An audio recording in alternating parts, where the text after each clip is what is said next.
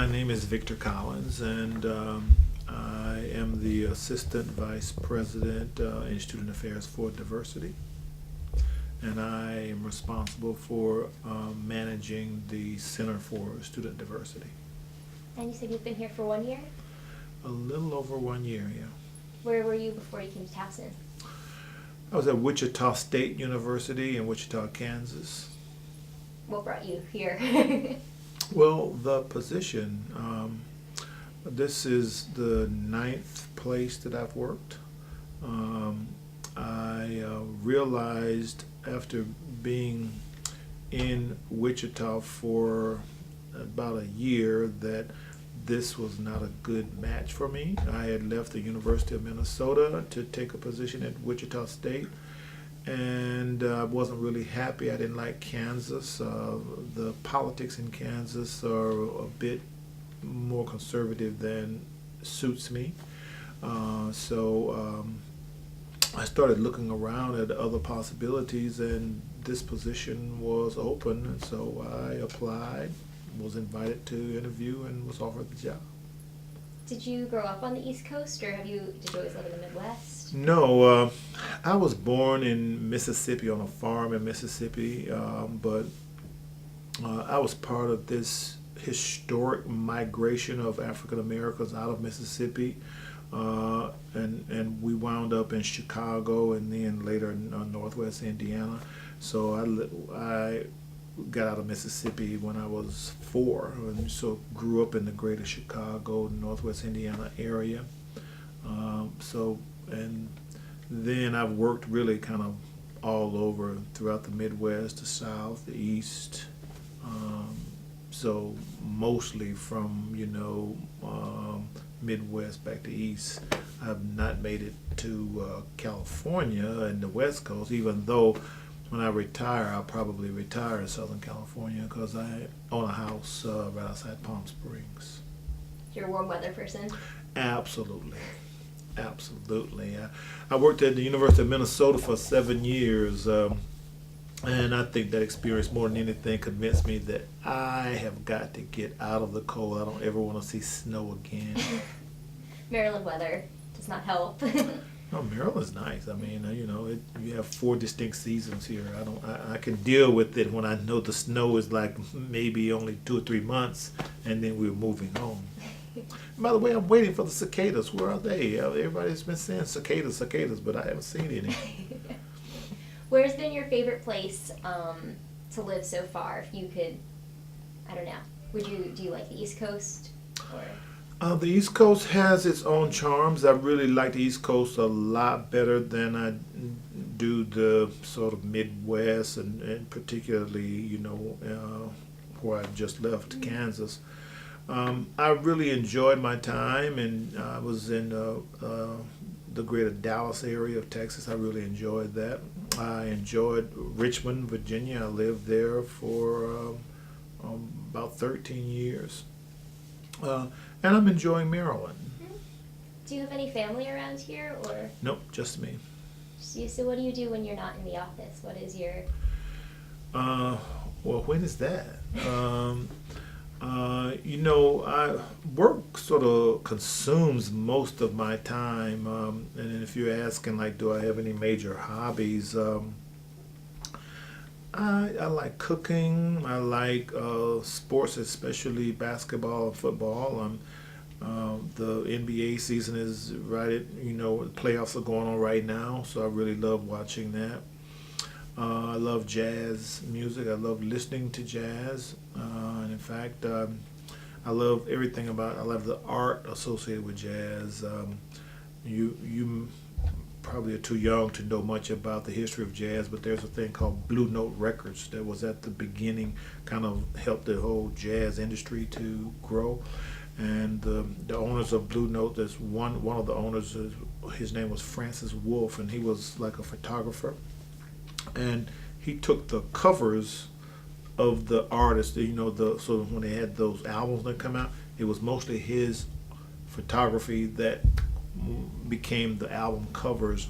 And so when I see posters that are made out of his photography. I kind of collect those. I really like the sensitivity. He had a great feel for what jazz was about, and I love his eye, right, when he takes pictures. And so that's one of the things I enjoy doing, is when I can find some imagery by Francis Wolff, I like to try to collect it. Have you found anything in Baltimore that you really enjoy? Not much. I've been here for just a year, and most of my time has been really consumed with the work. Um, all this brouhaha around the white student union and all this other kind of stuff, it's amazing how much that has really kind of sucked up so much of my energy and time. Plus getting to know this job and the work of the Center for Student Diversity. We do an amazing amount of work and programs in the evening, weekends, that kind of thing. And so most of my life really has been kind of focused back on things related to CSD, to be honest. Did you know this was a field that you wanted to get into from a young age, or did you want to be a professor? It was almost like an organic kind of thing, because I knew when I was a college student, I became president of our Black Student Union, and I went to school in Defiance College in Ohio. And I knew that I wanted to make a commitment to something related to social justice. I knew that it was really not, I didn't feel like a sense of equity or fairness on the campus, and so I absolutely wanted to continue to commit to sort of transforming and or reforming the academy, i.e. attracting, doing things that we could bring in more faculty of color, students of color, all of those kind of things have always been a passionate part of who I am. So this profession just sort of evolved out of that passion. Right. So when you didn't see yourself in this position necessarily, just kind of just happened. Right. Yeah, I really was following this whole commitment to justice, right? And so I was seeking jobs that might enable me to connect to my passion. And so this was sort of a natural no-brainer for me. And so I've largely worked in developing like offices of multicultural affairs and centers and that kind of thing. Interestingly enough, I've been mostly in multicultural affairs, and the one time I kind of got out of that, moved just to just student affairs, I was offered the position of associate dean at the University of Tennessee, and it was very attractive to me because even at this late date, they had never had an African American male as one of the associate deans. So when they offered the job, I said, okay, yeah, this is connected still with my passion of continuing to transform institutions. But so the work that I did, while it was really, important work, I still knew that there was something sort of missing in the back of my mind that I just shut that voice down, though, and continued to do this work because it was a great job.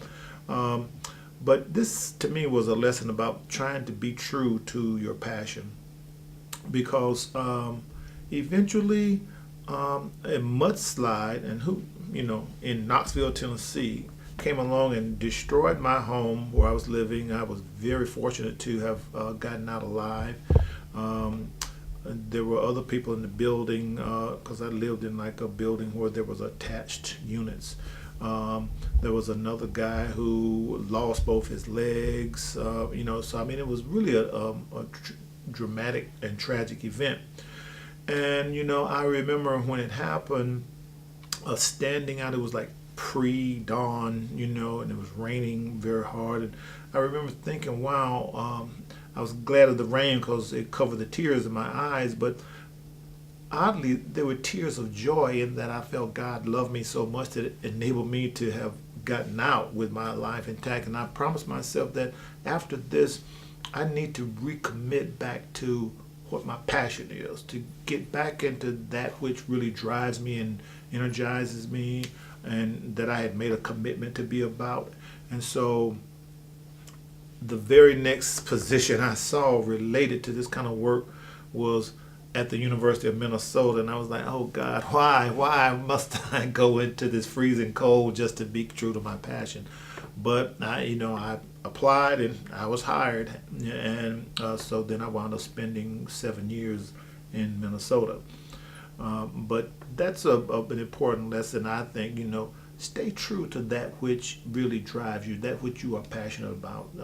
I just think that the whole karma thing is better for all of us when we do that. And what's your ultimate dream job if you could do anything you ever wanted? Well, I'm working in it.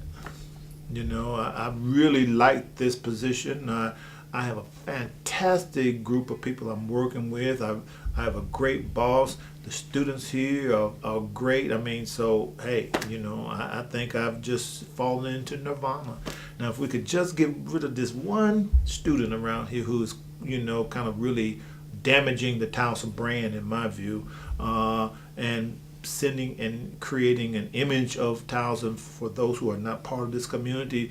People think, oh, that's a racist place over there. No, it is not. That is not the way it feels on campus. That's not the way our students are. But often people who don't know this university, they see all these stories, and that's the opinion they come away with, and that is just so unfair and unfortunate.